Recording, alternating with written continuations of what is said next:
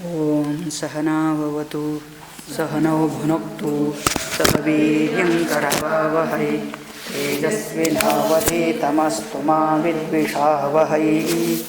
ओम शांति शांति शान्तिः। चरितं रघुनाथस्य तदकोटिप्रविस्तरम् एकैकमक्षरं पुंसां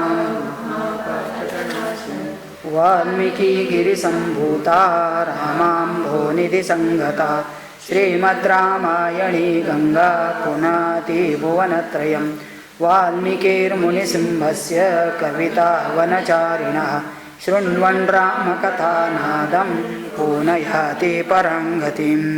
जय जय रघुवीर समर्थ सियावर रामचंद्र भगवान की जय। अथ चतुस्सप्ततितमः सर्गः। चतुस्सप्तति का मतलब 74th सर्ग आरंभ होता है, जहाँ पर विश्वामित्र जी अभी ये राम लक्ष्मण भरत शत्रुघ्न इनका सीता उर्मिला मांडवी और श्रुतकीर्ति इन सभी चारों बहनों के साथ विवाह होकर के विवाह संपन्न होने के बाद विश्वामित्र जी का एक कार्यभार पूरा हो गया ऐसा वो स्वयं सोचते हैं और वहाँ से वो चल पड़ते हैं और वो अभी अपने आश्रम लौट जाना चाहते हैं। उसका कथा इधर आएगा। अथ रात्र्यां व्यतीतायां विश्वामित्रो महामुनिः आपृष्ट्वा तौ च राजानौ जगामोत्तरपर्वतम्। अथ रात्र्यां व्यतीतायां विश्वामित्रः महामुनिः। शादी के बाद रात्रि बिताने के बाद आराम से सब लोग रहे और उस दिन का आगे का क्या उनका विचार है करके इसके बारे में वो सोचने लगे। आपृष्ट्वा तौ च राजानो, फिर दोनों राजा से वो बात करते हैं। कौन? विश्वामित्र, राजा जनक और राजा दशरथ से। और फिर जगाम उत्तर पर्वतम, उन दोनों से बातचीत करते हुए अपनी इच्छा प्रकट करते हैं कि मैं अपने आश्रम हिमालय के पर्वत पर जाना चाहता हूँ। ऐसे कौशिक का मतलब विश्वामित्र जी। विश्वामित्रे गते राजा वैदेहं मिथिलाधिपम् आपृष्ट्वैव जगामाशु राजा दशरथपुरीम्। विश्वामित्रे गते राजा, विश्वामित्रे गते ये सप्तमी है, इसको कहते हैं सती सप्तमी। गते सती, विश्वामित्र चले जाने के बाद, तो मतलब दोनों राजाओं से वो मिले और कहा कि अब हम आते हैं, हम अपना आश्रम चले जाते हैं। तो फंक्शन कोई भी हो फिर बाद में अपने अपने रास्ते पर सबको जाना पड़ता है। तो विश्वामित्र भी अपने तपोस्थली चले जाते। उसके बाद राजा वैदेह, मिथिला के राजा वैदेह क्या करते हैं? आपृष्ट्वैव जगामाशु राजा दशरथपुरीम। फिर उन्होंने अनुमति लेकर के राजा दशरथ से मिलने का उन्होंने विचार किया। और राजा दशरथ भी जनक से कहते हैं कि हम भी चलते, कि विवाह कार्य समाप्त हुआ है, अगले दिन बारात वापस चले जाती है। तो अथ राजा विदेहानां ददौ कन्याधनं बहु गवां शतसहस्राणि बहूनि मिथिलेश्वरः कम्बालानाञ्च मुख्यानां क्षौमान् कोट्यम्बराणि च हस्तेश्वरथपादातं दिव्यरूपं स्वलंकृतम्। अथ राजा विदेहानां ददौ कन्याधनं बहु। तो कहते हैं कि विदेहानाम, सभी विदेहों के कन्याओं के लिए राजा जनक ने अभी विदा कर रहे अपने बच्चियों को, तो उनके साथ वरदक्षिणा के रूप में बहुत कुछ देते हैं। तो क्या देते हैं करके तो गवाम शतसहस्राणी 1000 गाय उनके साथ भेज दी है। फिर मुख्यानाम क्षौमान कोट्यांबराणी च, तो कहते हैं ऐसे करोड़ों रेशमी संख्या के वस्त्र दिए उन्होंने, मतलब काफ़ी वस्त्र दिए और गहने दिए। हस्ती अश्व रथ पादातम, तो उनके साथ हाथी घोड़े रथ पैदल सेना भी भेंट कर दिए कि अभी उन्हीं के लिए है, उनके संरक्षण के लिए उनके साथ बहुत प्रकार की सेना भी भेज देते हैं। और कैसे सब स्वलंकृतम, बहुत दिव्य स्वलंकृत दिव्य आभरण के साथ उन कन्याओं को विदा करते हैं। ददौ कन्या शतं तासां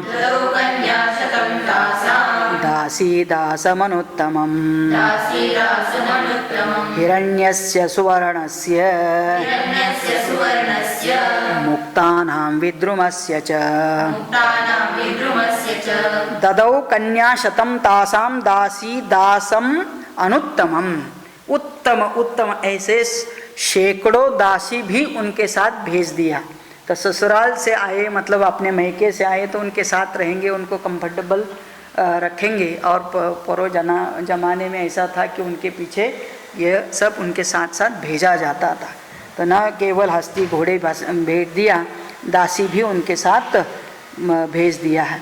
और हिरण्यस्य सुवर्णस्य मुक्तानाम विद्रुमस्य, और क्या बताना है, राजा ने उनके लिए तो 1 करोड़ स्वर्ण मुद्रा रजत मुद्रा मोती तथा ऊँगे भी दिए। तो इतना सारा प्रकार के गहने अपने आप देते हैं। ददौ राजा सुसंसृष्टः कन्याधनमुत्तमं दत्वा बहुविधं राजा समनुज्ञाप्य पार्थिवं प्रविवेश स्वनिलयं मिथिला मिथिलेश्वरः राजाप्ययोध्याधिपतिः सह पुत्रैर्महात्मभिः ऋषीन् सर्वान् पुरस्कृत्य जगाम सबलानुगः। ददौ राजा सुसंसृष्टः, मिथिलापति राजा भी बड़े हर्ष के साथ कन्याधनम अनुत्तमम दत्वा, बहुत उत्तम कन्याधन दहेज में उनके देने के बाद समनुप्राप्य पार्थिवम, और राजा दशरथ से भी अनुमति लेकर अपने घर वापस चले जाते हैं। उसी समय पर राजा दशरथ भी जनक का अनुमति लेकर के जाने की तैयारी करते अयोध्या।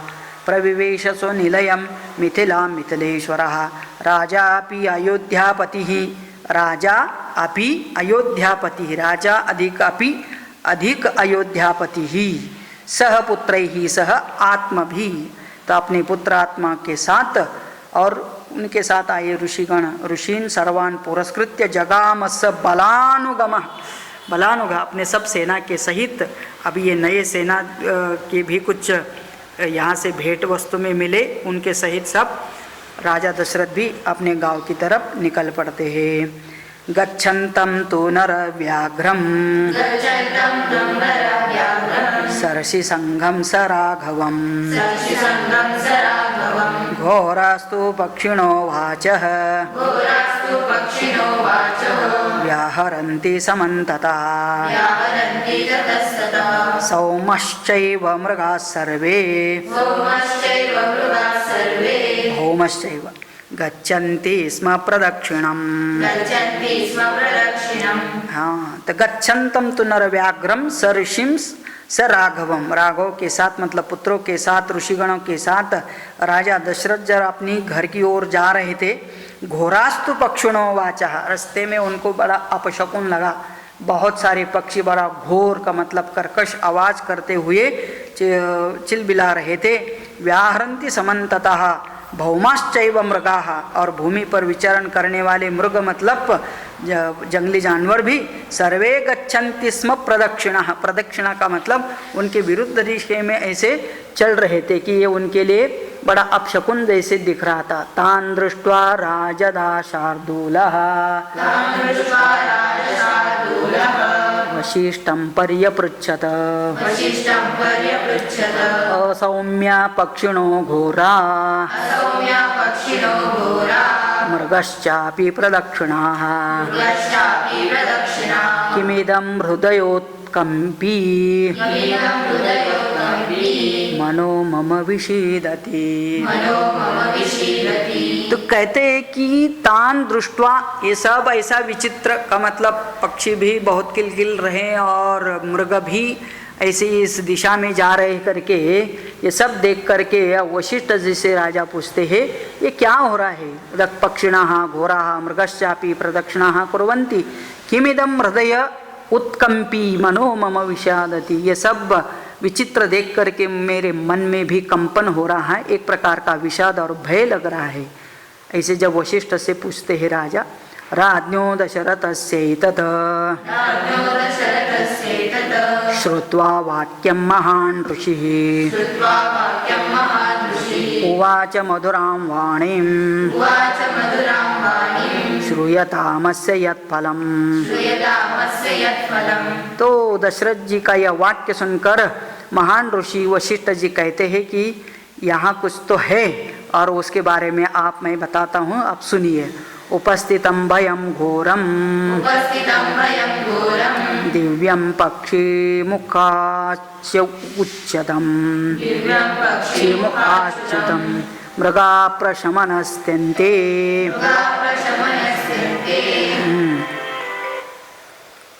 प्रशमनस्ते संतापस्त्यज्यतामयम्। तो कहते हैं उपस्थितम भयम घोरम दिव्यम पक्षी मुख्या अच्युतम। तो अभी ये घोर उपस्थित हुए होने वाले ऐसे किलबिल करने वाले सब जानवर भी इस प्रकार से भय से शांत हो जाने की सूचना दे रहे। और इसका मतलब होता है कि मृगाः मृगयन्ते एते संतापः त्यज्यताम अयम।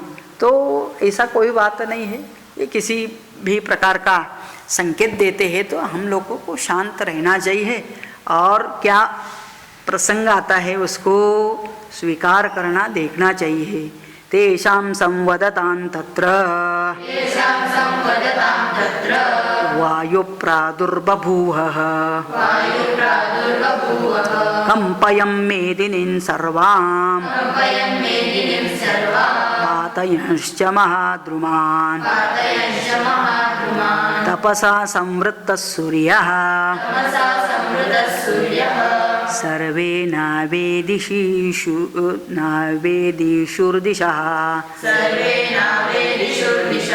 भस्मना चावृतं सर्वं समूढमिव तद्बलम्। तो कहते हैं ऐसे दोनों वशिष्ठ जी और दशरथ इस चीज़ के बारे में बात करते ही रहे थे। तो उसी समय पर और क्या होगा, तेषां संवदतां तत्र वायु प्रादुर्बभूव, बहुत भयंकर वायु बहने लगा, मतलब हवा चल पड़ी।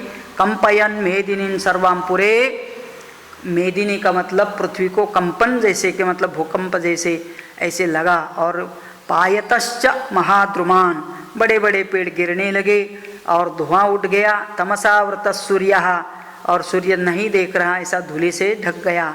नावेदिषु दिशा, अभी कौन सी दिशा किधर है कुछ भी समझ में नहीं आ रहा है, इतना धूले से सब एरिया भर गया।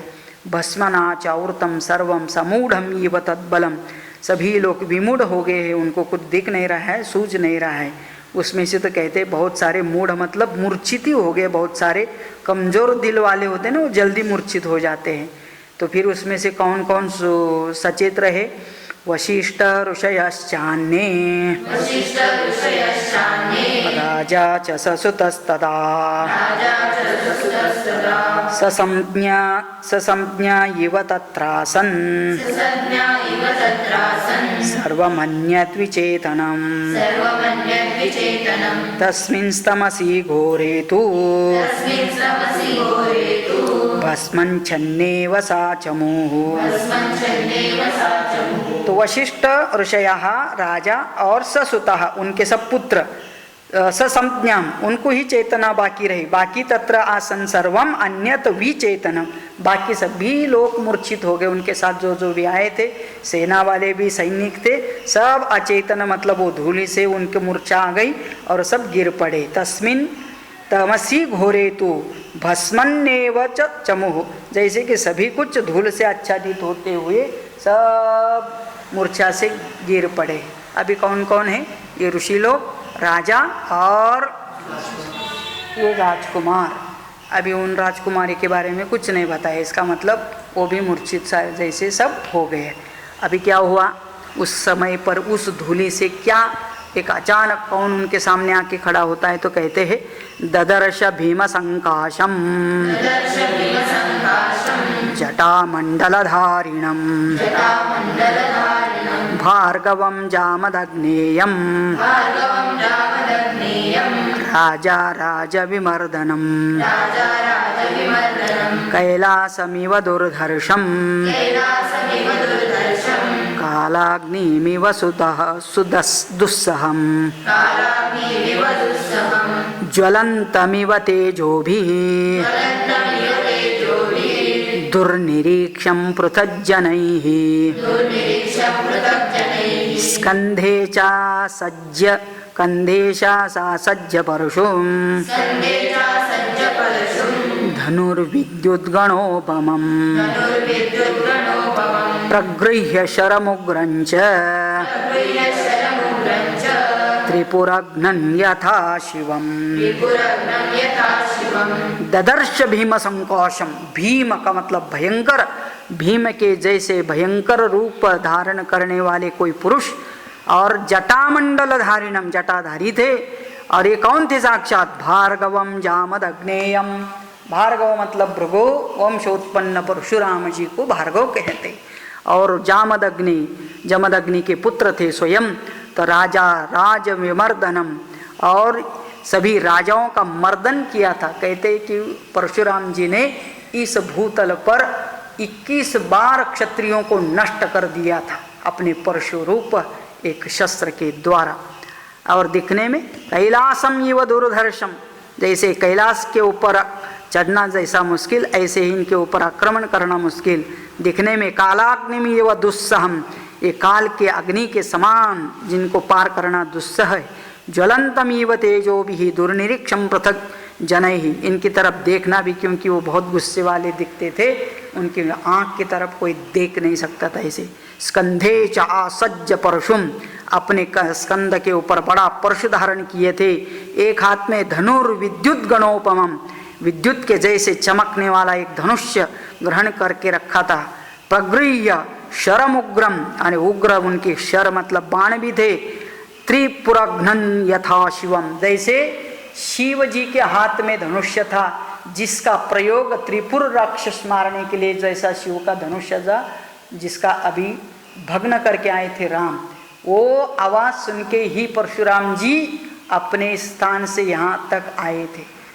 तो फिर अभी शिव धनुष्य तोड़ने वाले तुम कौन हो करके राम को पूछने वाले हैं। तम दृष्ट्वा भीम संकाशम ज्वलंतमिव पावकम वशिष्ठ प्रमुखा विप्रा जप होम परायणा संगता मुनयः सर्वे संजय जल्पुरथोमित। तम दृष्ट्वा भीम संकाश, ऐसे भयंकर रूप सामने देख करके, ज्वलंतमिव पावकम, अग्नि के जैसे प्रज्वलित उनका रूप देख करके, वशिष्ठ प्रमुख, वशिष्ठ इत्यादि प्रमुख लोगों ने क्या किया? जप होम करने वाले वशिष्ठ इत्यादि विप्र बड़े शांत स्वभाव के थे। इन लोग को पता था ये साक्षात परशुराम जी है और इनका स्वभाव ही है, इसलिए वो सभी मुनयः संगतः, सभी मिल करके सर्वे संजल्प जल्पुहु अथमितः, सब मिल करके उन्होंने प्रार्थना की, शांति वचन बोलने लगे और कश्चित् पितृवधामर्षि क्षत्रं नोत्सादयिष्यति पूर्वं क्षत्रवधं कृत्वा गतमन्युर्गतज्वरः क्षत्रस्योत्सादनं भूयः न खल्वेस्य चिकीर्षितम् कश्चित् पितृवधामर्षि। ये ऋषि कभी पितृ का भी वध किया था। पितृवध करने वाले ऐसे पूरे संसार का क्षत्रियों का नाश करने वाले पूर्वं क्षत्रवधं कृत्वा गतमन्युर्गतज्वरः, लेकिन पहले बहुत क्रोधी थे, अभी आजकल बहुत शांत होकर के रहते हैं। क्षेत्रस्य उत्सादनम भूयः न खलुअस्य चिकीर्षतम, अतः फिर क्षत्रियों का संहार करने के लिए अभीष्ट नहीं है, यह निश्चय पूर्वक कहा जा सकता है कि मतलब और एक बार क्षत्रिय के ऊपर आक्रमण करके इनको नष्ट करने वाले तो नहीं है ना। सब ऋषि आपस में बोल रहे थे इनके बारे में। एवमुक्त्वार्घ्यमादाय भार्गवं भीमदर्शनम् ऋषयो राम रामेति मधुरं वाक्यमब्रुवम्। एवं उक्त्वा, ऐसे ऋषि मुनि लोग बोलते हुए उसी समय पर राजा ने और उनके सेवकों ने अर्घ्य ला करके भार्गवम भीम दर्शनम, भयंकर दिखने वाले उस भार्गव परशुराम का अर्घ्य प्रदान किया, पानी दिया पीने के लिए, हाथ पैर धोने के लिए। ऋषयः, बाकी सब ऋषि जब शुरू कर दिया राम राम राम राम, क्योंकि ऐसे जब भय लगता है ना सब नामस्मरण शुरू करते हैं लोग, तो ऐसे इन्होंने भी राम राम बोलना शुरू किया। वो भी कैसे? मधुरम वाक्यम अब्रुवम्, बहुत मीठी मीठी बातें कर रहे थे सभी लोग। प्रतिगृह्यतु तां पूजां ऋषिदत्तां प्रतापवान् रामं दाशरथिं रामः जामदग्न्योऽभ्यभाषत। बस उन ऋषियों के द्वारा जो अर्घ्य प्रदान किया गया उसको स्वीकार करते हुए अब ये दो राम हो गए। एक है रामम दाशरथी, दशरथ जी का राम तो रामम दाशरथी बोल दिया, और एक है परशुराम तो उसमें भी राम है, इसलिए रामो जामदग्न्यः अभ्यभाषत। तो जमदग्नि के राम मतलब परशुराम जी इस प्रकार से बोले। क्या बोले वो अगला सर्ग है, लेकिन अभी ये आमने सामने आए, दो राम एक दूसरे के सामने है। एक है अयोध्यापति राम दशरथ नंदन राम और दूसरे हैं जमदग्नि के पुत्र परशुराम। अब इनके बीच में संवाद भी होगा, इनके बीच में और क्या होता है इसका वर्णन अगले सर्ग में आता है, और ये सर्ग यहीं पर पूर्ण होता है। ओम इत्यार्षे श्रीमद् रामायणे वाल्मीकिये आदिकाव्ये बालकांडे चतुस्सप्ततितमः सर्गः। तो अभी इस प्रकार से यह 74वां सर्ग पूरा होता है, जहाँ पर राम और परशुराम एक दूसरे के आमने सामने आ जाते हैं। तो क्यों उनको आना पड़ा? तो जो शिव धनुष्य का भग्न किया राम जी के द्वारा, यह इस धनुष्य को कोई दूसरा हाथ नहीं लगा सकता था, इसके ऊपर उठा के प्रत्यंचा चढ़ाना सबका काम नहीं था। तो फिर भी इसने का काम करने वाला ऐसा कौन है, वो महापुरुष, और एक क्यों किया और कैसे किया, ये सब जानने के लिए भी अभी परशुराम जी उनसे प्रश्न करते हैं। अथ 75 सर्गः, 75वां सर्ग आरंभ होता है, और इस प्रकार से अभी राम और परशुराम के बीच में कुछ संवाद भी होता है। राम दाशरथे वीर वीर्यन्ते श्रूयतेऽद्भुतं धनुषो भेदनं चैव निखिलेन मया श्रुतम्। राम दाशरथे वीरः, दशरथ के पुत्र वीर राम, वीर्यन्ते श्रूयते अद्भुतम, इनका तो पराक्रम सभी जगह पर अद्भुत पराक्रम ही है तो सुनाए है। धनुषो भेदनम चैव निखिलेन मया श्रुतम, और तेरे द्वारा शिव धनुष्य तोड़ा गया, ये भी समाचार हमने सुना करके परशुराम जी, मतलब इनके भी कान लाम लाम थे कि मतलब कहाँ का समाचार कहीं तक मिल जाता था। तद अद्भुतमचिन्त्यञ्च भेदनं धनुषस्तदा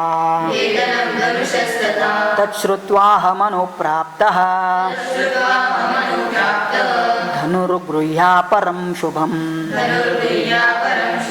तो जब ये तत् अद्भुत धनुष्य तोड़ दिया, ऐसे वो शिव धनुष्य का बारे में सब सुना, वो टूटने तत्श्रुत्वा चाहमानो प्राप्त, ये सुनकर के मुझे पता लगा और मैंने धनुर्ग्राह्या परम, दूसरा धनुष्य हाथ में लेकर के चले आया हूँ। क्योंकि अभी परशुराम जी के हाथ में जो धनुष्य है ना, यह भी बड़ा दैवी धनुष्य है। तो दुनिया में ये दो ही बड़े धनुष्य थे, तो एक शिव धनुष्य और अभी परशुराम जी के हाथ में जो धनुष्य है ये विष्णु जी का धनुष्य है। विष्णु जी के धनुष्य का नाम शारंग कहा जाता है और शिव जी के धनुष्य का नाम पिनाक कहा जाता है। पिनाक हस्ताय सनातनाय, ऐसे।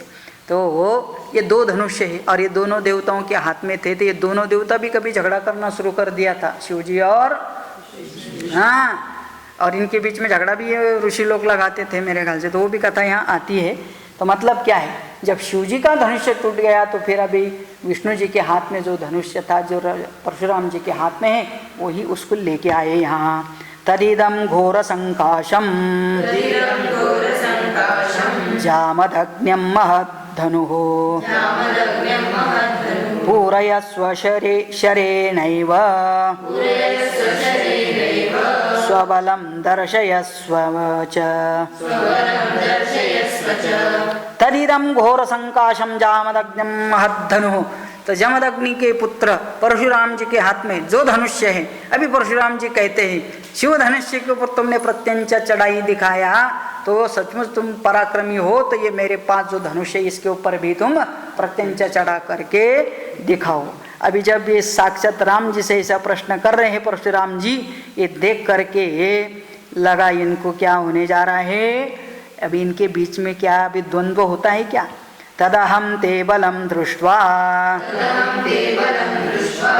धनुषोऽप्यस्य पूरणे द्वन्द्वयुद्धं प्रदास्यामि वीर्यश्लाघ्यमहं तव। तद अहं ते बलं दृष्ट्वा, ये धनुष्य लेकर के तुम भी प्रत्यंच चढ़ा करके अपना बल दिखाओ, ऐसे परशुराम जी राम जी से कहते हैं। और धनुष्याप्यस्य पूर्णे द्वंद्व युद्धम प्रदास्यामि, तेरा यह सामर्थ्य देखकर मैं तेरे साथ द्वंद्व युद्ध भी करने के लिए तैयार हूँ। काय के लिए, वीर्यश्लाघ्यमहं तव, तुम्हारे पराक्रम की स्पृहणा करने के लिए, स्तुति करने के लिए मैं तुम्हारा पहले पराक्रम देखना चाहता हूँ, ऐसा परशुराम जी राम जी से कहते। तस्य तद्वचनं सृष्ट्वा राजा दशरथस्तदा विषण्णवदनो दीनः प्राञ्जलिर्वाक्यमब्रवीत्। राम और परशुराम जी का यह संवाद सुनते हुए राजा दशरथ देख ही रहे थे, बेचारे बूढ़े हो गए हैं, उन्होंने सुन के रखा है कि ये परशुराम जी की शक्ति क्या है, उन्होंने अभी तक क्या किया, और अपना बेचारा सुकुमार राजकुमार राम अभी ये इसकी परीक्षा लेने जा रहे हैं, पता नहीं ये पास होगा नहीं होगा। और फिर उनको परशुराम जी को क्रोध आया तो यही कि ये सबको नष्ट कर नहीं सकते, इतना उनकी ताकत है करके, इसलिए बीच में राजा बोल पड़ते हैं। दशरथ क्या बोलते हैं, बड़ा दोनों हाथ जोड़ करके विषण्णवद दीन भाव से हाथ जोड़ करके बात कर रहे हैं परशुराम जी से। क्षत्ररोषात् प्रशान्तस्त्वं ब्राह्मणश्च महातपाः बालानां मम पुत्राणाम् अभयं दातुमर्हसि। क्षत्ररोषात् प्रशान्तः त्वं, हमने सुना है कि आप क्षत्रिय स्वभाव से, मतलब वो तो जन्म से ब्राह्मण थे परशुराम जी, लेकिन स्वभाव क्षत्रिय का था, बहुत पराक्रमी भी थे और गुस्से वाले भी थे, और इसलिए कहते कि आप तो ब्राह्मणः महातपः, अभी तो आप ब्राह्मण मतलब ब्राह्मण स्वभाव वाले महातपस्वी बने हो, और क्यों हमारे पुत्र को इस प्रकार की परीक्षा लेने जा रहे हैं। हमारे बच्चे तो बच्चे हैं, सभी माँ बाप के लिए अपने बच्चे कितने भी बड़े हो जाए, उनको भी बच्चे हो जाए तब भी वो अपने बच्चे को बाड़ा साहेब ही बोलते हैं। बहुत बार तो ऐसे ही होता है ना, बाढ़ बाढ़ बोलते बोलते वो बाड़ा साहेब, तो बाड़ा साहेब का उद्धव साहेब हो जाता है, फिर भी वो बाड़ा साहेब ही बने रहते हैं। तो मतलब ऐसा है कि बालानाम मम पुत्राणाम, अब इनका शादी कर क्या है और फिर भी बोलते बालानाम मम पुत्राणाम अभयम दातुमर्हसि, आप इनको अभय दान दीजिए, इनकी परीक्षा मत लेना, इनके ऊपर गुस्सा नहीं करना। भार्गवाणाम कुले जातः स्वाध्याय व्रतशालिनां सहस्राक्षे प्रतिज्ञाय शस्त्रं प्रक्षिप्तवानसि। तो राजा दशरथ बोलते जा रहे हैं, भार्गवानाम कुले जातः स्वाध्याय व्रतशालिना, भार्गव कुल में उत्पन्न हुए भृगु ऋषि के और स्वाध्याय व्रत का धारण करने वाले हो। सहस्राक्ष का मतलब इंद्र से प्रतिज्ञा करके आपने शस्त्र प्राप्त किया है। आप सब इस प्रकार के सब कुछ करने वाले, आज आप मतलब मेरे बच्चों के ऊपर कृपा करो और उनको छोड़ दो। सत्वं धर्मपरो भूत्वा कश्यपाय वसुन्धरां दत्त्वा वनमुपागम्य महेन्द्रकृतकेतनः। तो मतलब राजा दशरथ कहना चाहते हैं कि हमने तो सोचा है कि आप अभी सब कुछ छोड़ करके महेंद्र पर्वत जा करके आराम से वहाँ तपश्चर्या कर रहे हैं, तो ये बीच में आप कैसे आए, और फिर इस प्रकार का जो वातावरण बन चुका था ना, सब जगह पर पक्षी किलकिलाहट कर रहे हैं, इतना धूल उड़ गए हैं, बहुत सारे इनके नागरिक और सैन्य भी मूर्छित हो चुके हैं, तो इतना पराक्रम, और इसको लगी उनको लगा कि क्या गुस्सा चाहे है, इसलिए कहते स त्वं धर्मपरायण हो करके काश्यपाय वसुंधरा, ये पूर्ण वसुंधरा कश्यप गोत्र उत्पन्न क्षत्रिय, सभी क्षत्रियों का गोत्र कश्यप होता है, और ये कश्यप गोत्र उत्पन्न सभी क्षत्रियों के लिए आपने पूरे भूख, क्योंकि पूरे भूमि का राज्य प्राप्त किया था परशुराम जी ने, सभी क्षत्रियों को भी नष्ट किया था, और उसके बाद अभी उन्होंने सब छोड़ दिया, वापस यह राज्य क्षत्रियों को कश्यप वंशियों को दे दिया था। दत्त्वा वनम उपगम्य, आप तो वन को चले गए थे, और आपका निवास कहाँ पर है, महेंद्र कृतकेतनः, महेंद्र पर्वत पर आप आश्रम बना करके वहाँ रहते हैं। मम सर्व विनाशाय संप्राप्तस्त्वं महामुने न चैकस्मिन् हते रामे सर्वे जीवामहे वयम्। तो आप ऐसे महेंद्र पर्वत पर आराम से रहने वाले, मम सर्व विनाशाय संप्राप्तः त्वं, मुझे लग रहा है कि हमारा विनाश करने के लिए आप यहाँ पर आप पहुँचे हैं, और उसमें से हमारे राम जी ने जो धनुष्य हाथ से उनके हाथ से टूटा है, तो लगता है कि आप उनके ऊपर बहुत क्रोधिष्ट है और इसलिए आप उनको मारना चाहते हैं। और आप सुनिए, न च एकस्मिन् हते रामे, यदि एक राम मार दिया जाता है तो सर्वे न जीवामहे वयम, फिर हम में से भी कोई जीवित नहीं रहेगा। ऐसे यह वृद्ध राजा दशरथ परशुराम जी से बोल रहे थे। परशुराम जी क्या सुन रहे थे क्या ये, तो कहते हैं ब्रुवत्येवं दशरथे जामदग्न्य प्रतापवान् अनादृत्य तु तद्वाक्यं राममेवाभ्यभाषत। राजा दशरथ बीच में ऐसे बोल रहा था, उसकी तरफ परशुराम जी ने ध्यान ही नहीं दिया, इसलिए तो कहा है अनादृत्य तु तद्वाक्यम, उस राजा के वाक्य का अनादर करते हुए, मतलब नहीं सुना ऐसे करते हुए वो राम जी से ही बात करते रहे। कौन, परशुराम जी। और क्या बोले, ये मे द्वे धनुषी श्रेष्ठे दिव्ये लोकाभिपूजिते दृढ़े बलवती मुख्ये सुकृते विश्वकर्मणा। तो विश्वकर्मा के द्वारा ये दो धनुष्य अलौकिक धनुष्य बनाए गए थे। कौन दो धनुष्य? जो एक आपने तोड़ा वहाँ राजा जनक के यहाँ वो शिव धनुष्य, और जो अभी मेरे हाथ में है परशुराम जी कहते हैं ये दो धनुष्य कैसे हैं? ये में द्वे धनुषी श्रेष्ठे दिव्ये लोकाभिपूजिते, तीनों लोक में इनकी पूजा होती है। बड़े बलवती मुख्य दृढ़े और दृढ़वती, तब मतलब दृढ़ भी है और बलवान, और ऐसे ये सुकृत्य मतलब वेल डन, बहुत अच्छी तरह से बनाए हुए विश्वकर्मा के द्वारा ऐसे ये धनुष्य है। एक तो आपने तोड़ दिया है, दूसरा मेरे हाथ में है। अनुसृष्टम सुरैरेकम त्र्यंबकाय युयुत्सवे त्रिपुरघ्नं नरश्रेष्ठ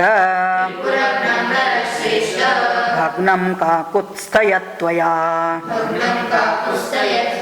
तो ये जो कौन विश्वकर्मा के द्वारा ये जो धनुष्य बनाए गए थे, तो एक बार क्या हुआ सबको पता है, त्रिपुर राक्षस, त्रिपुर नाम का राक्षस है ना, आज का जो राज्य है Tripura, state of Tripura north east में, तो वो उसके नाम से प्रसिद्ध है। तो ऐसी जगह पर एक त्रिपुरा नाम का राक्षस था, बड़ा उन्मादी हो गया था और वो बहुत सबको तकलीफ दे रहा था। तब उसका वध केवल शिवजी के हाथ से ही हो सकता था, और इसलिए कहा जाता है कि सभी देवताओं ने मिलकर के यह एक धनुष्य, वो दो धनुष्य बनाए थे विश्वकर्मा ने, उसमें से एक धनुष्य शिवजी के हाथ में दे करके और शिवजी से प्रार्थना किया था कि आप ही इस त्रिपुरा का नाश कर सकते हैं। तो इसलिए कहा, वो बता रहे परशुराम जी, अनुसृष्टम सुरैहि एकम, ये तैयार किया हुआ एक धनुष्य, त्र्यंबकाय, त्र्यंबकाय का मतलब भगवान शंकर को,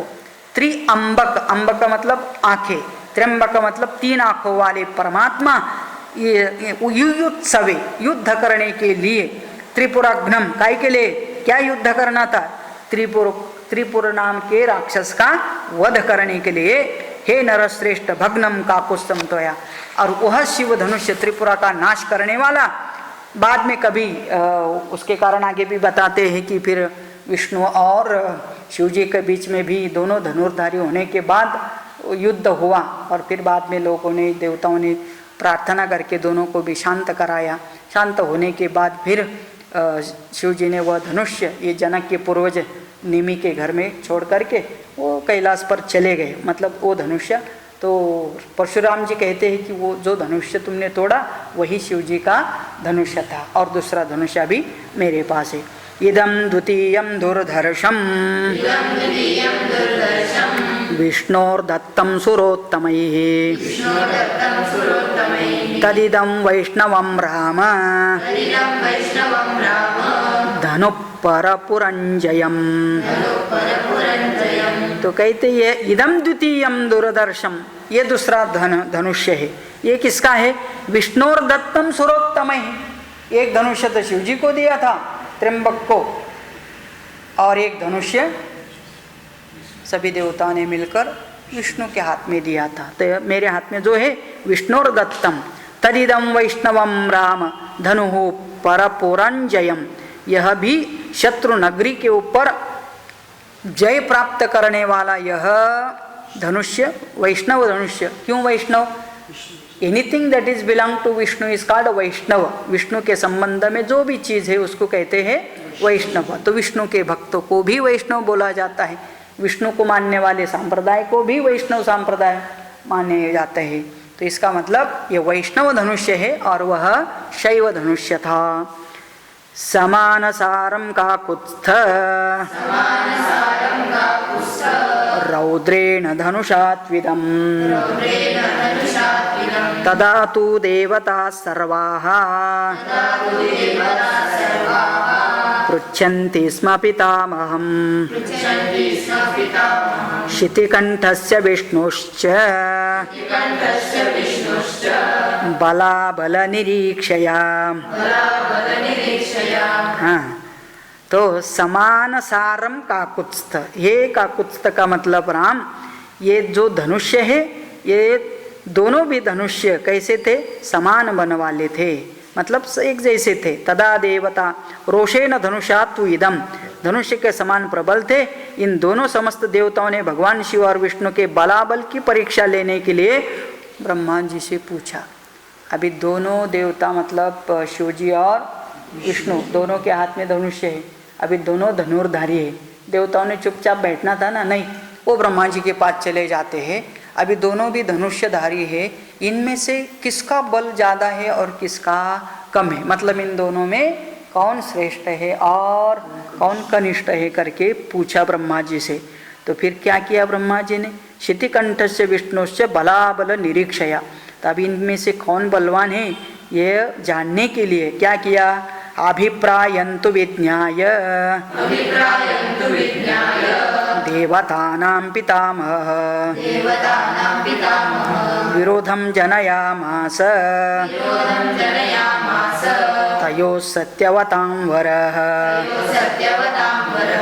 फिर देवताओं ने जब ब्रह्मा जी से ऐसे पूछा तो ब्रह्मा जी को भी एक नया प्रश्न मिल गया, और क्या है, तो यहाँ ये भी बात सही है कि इनके बीच में कौन बड़ा है इसको देखना है। तो क्या कर दिया, लावालावी करता था ना, तो हिंदी में क्या बोलते हैं, चुगली करना।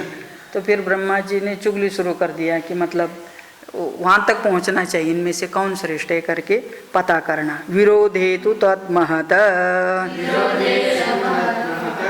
युद्धमभवत् रोमहर्षणम् शितिकण्ठस्य विष्णुश्च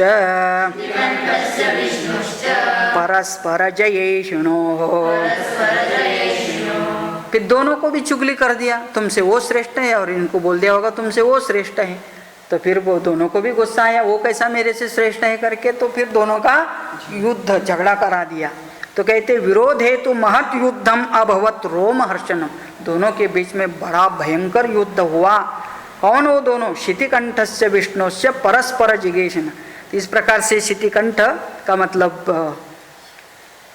शंकर जी और विष्णु हो, विष्णु के बीच में परस्पर जयेषेण, परस्पर का मतलब एक दूसरे के ऊपर जय प्राप्त करने की इच्छा से दोनों के बीच में क्या हुआ, भयंकर युद्ध हुआ। तदा तु जम्बितं शैवं धनुर्भीम पराक्रमं हुंकारेण महादेवः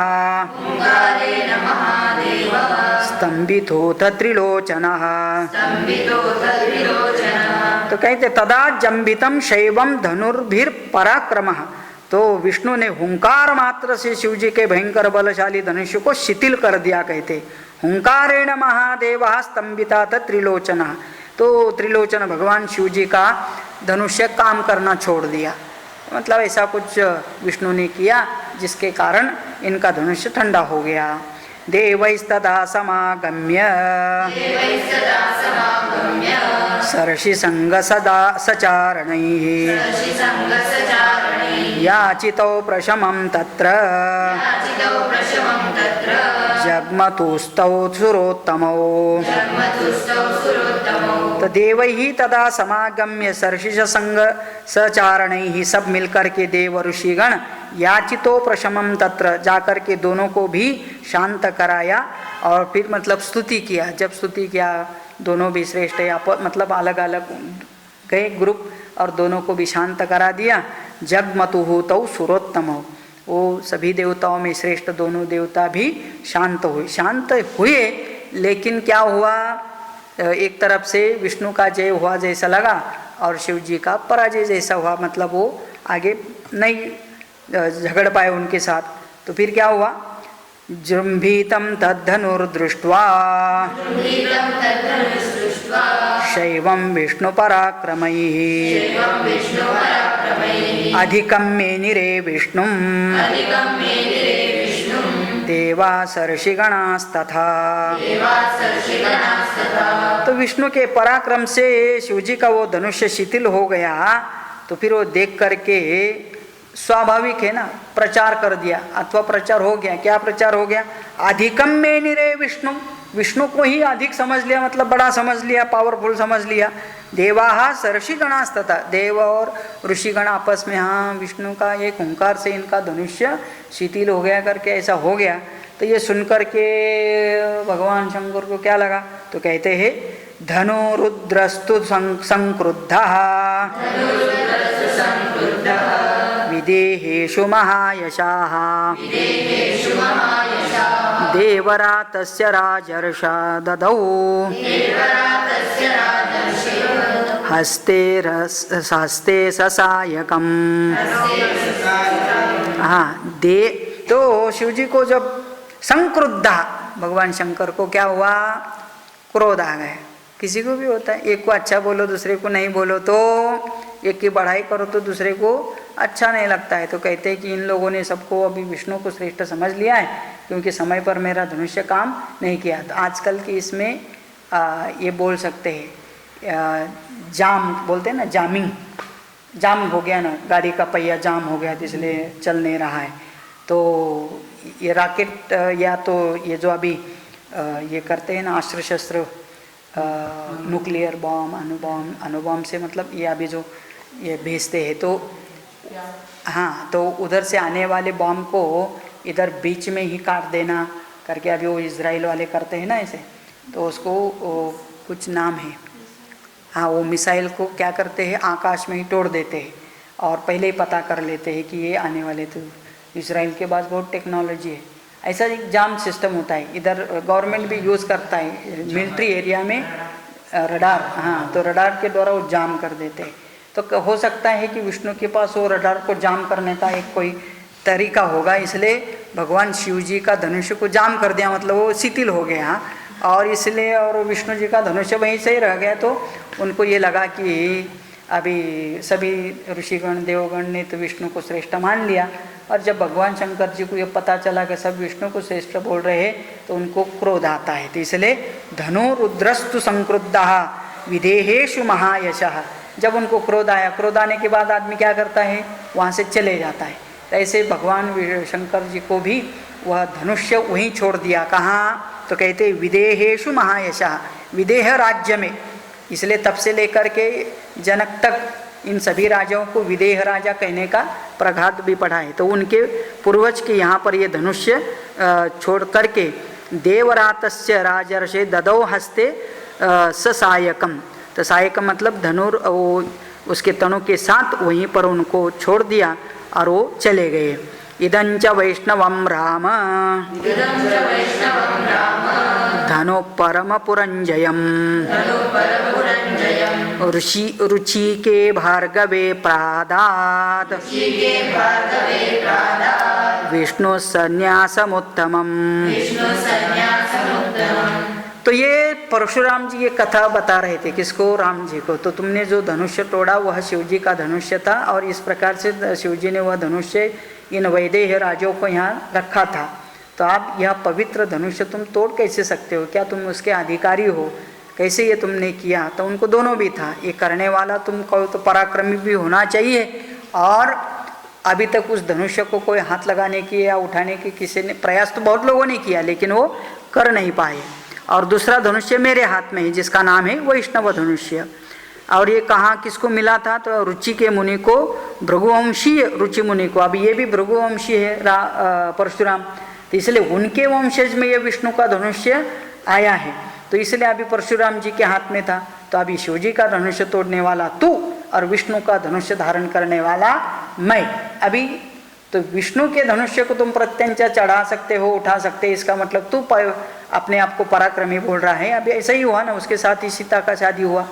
तो फिर तुम पराक्रमी हो, तो मेरे पास भी वैष्णव धनुष्य है, मैंने भी इस भूमि पर क्षत्रियों का पूरी तरह से नष्ट कर दिया था, इतना पराक्रम मेरे पास भी है। तो अभी अपने दोनों के बीच में भी होने दो, क्योंकि शिव और विष्णु के बीच में जो हुआ धनुष्य को लेकर, आज अपने बीच में भी होना है। ये हर जगह पर हर समय होता है। रुचिकस्तु महातेजा पुत्रस्य प्रतिकर्मणः पितुर्मम ददौ दिव्यं जमदग्निर्महात्मनः। तो फिर क्या हुआ, महातेजस्वी रुचिक ने प्रतिशोध लेने की भावना से रहित अपने पुत्र एवं मेरे पिता का मतलब रुचिके के पुत्र जमदग्नि उनको दे दिया है। पिता महात्मा जगदग्नि के अधिकार में यह दिव्य धनुष्य दे दिया गया था। तो इनके पिताजी के यहाँ धनुष्य था। न्यस्त शस्त्रे पितरी में तपोबल समन्विते अर्जुनो विददे मृत्युं प्राकृतां बुद्धिमास्थितः। तो न्यस्त शस्त्रे पितरी, जब मेरे पिताजी जमदग्नि ने शस्त्रास्त्र का प्रयोग करना छोड़ दिया और उन्होंने वहाँ पर रख दिया और क्या कर रहे थे, तपोबल समन्वित, वो तो ध्यान धारणा में बैठ गए। उस समय पर क्या हुआ, अर्जुनो विदधे मृत्युम प्राकृताम बुद्धिमाश्रितः, प्राकृत बुद्धि का आश्रय लेकर के, मतलब बुरी बुद्धि का आश्रय लेकर के कृतवीर्य कुमार अर्जुन ने उनको मार डाला। किसको मार डाला, जमदग्नि ऋषि को। इस वो अर्जुन बोला जाता है ना, कृतवीर्य कुमार अर्जुन, कृतार्जुन सहस्त्रार्जुन बोला जाता है ना, तो उसने जमदग्नि को मार दिया।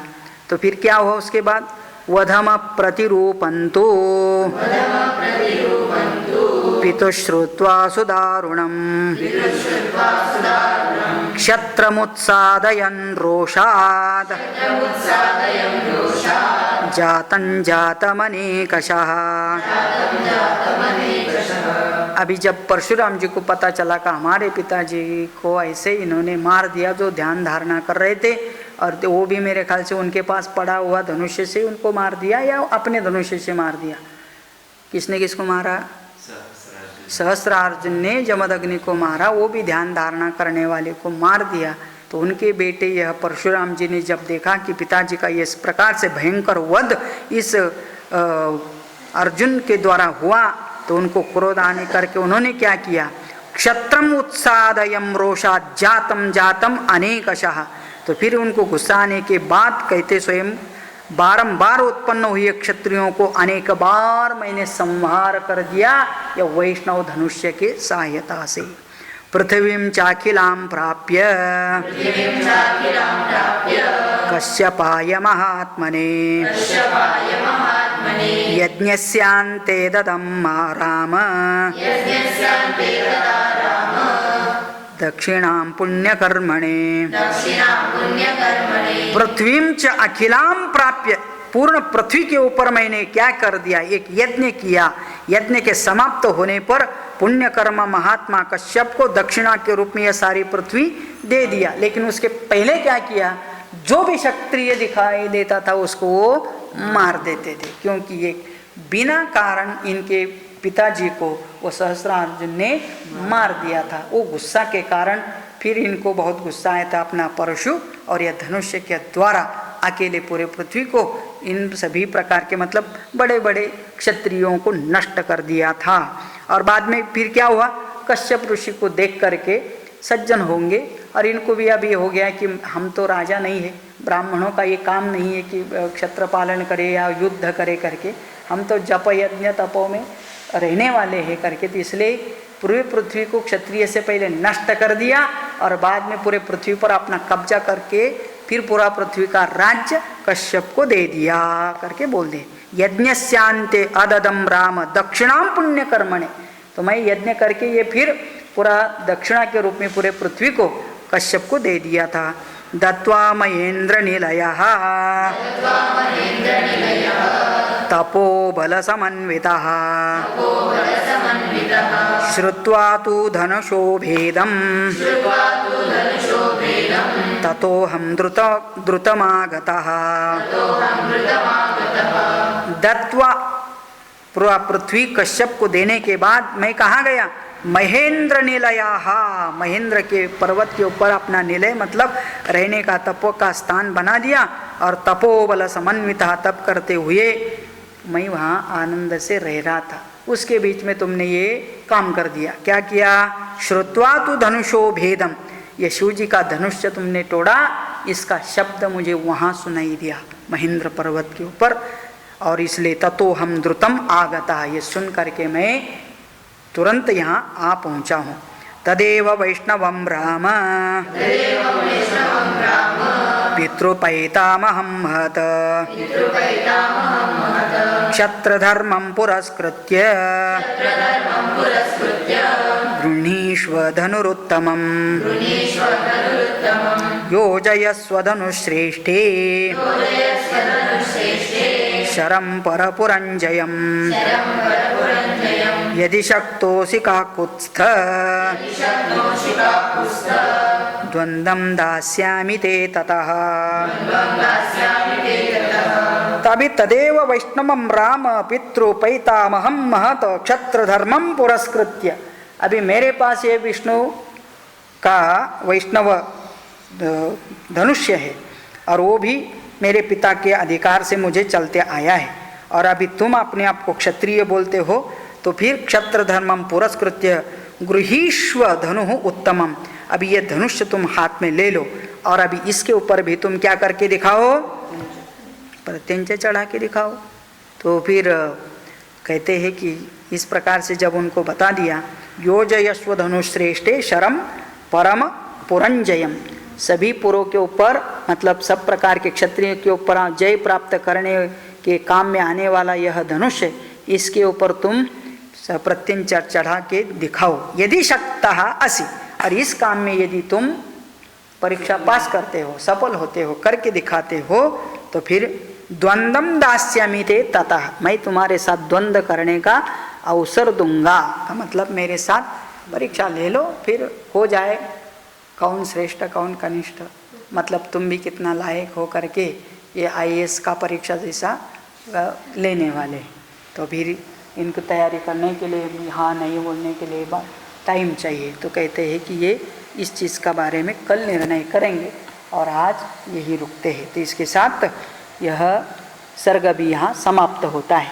अभी यहाँ पर इतना गुस्सा तो नहीं दिखाया गया है कि परशुराम जी को बहुत गुस्सा से बात करे, ऐसा नहीं, खाली इतना सुना है, अपनी कथा बता दी है। उनको गुस्सा भी क्यों आता था उसका भी कारण बता दिया है कि उनके पिताजी ध्यान धारणा करते हुए रहते थे, तो उनका ये सहस्रार्जुन ने मार दिया, तो इसलिए उनको गुस्सा आकर के सभी पृथ्वी के ऊपर जितने क्षत्रिय थे उनको नष्ट किया था। लेकिन बाद में ये पूरी पृथ्वी भी दान दिए थी। किसको दान दिए थी? कश्यप ऋषि को दान दिए थे। ओम इत्यार्षे श्रीमद् रामायणे वाल्मीकिये आदि काव्ये बालकांडे पंचसप्ततितमः सर्गः। ओम पूर्णमदः पूर्णमिदं पूर्णात् पूर्णमुदच्यते पूर्णस्य पूर्णमादाय पूर्णमेवावशिष्यते। ओम शांति शांतिः। हरिः रघुवीर समर्थ सियावर रामचंद्र भगवान की जय।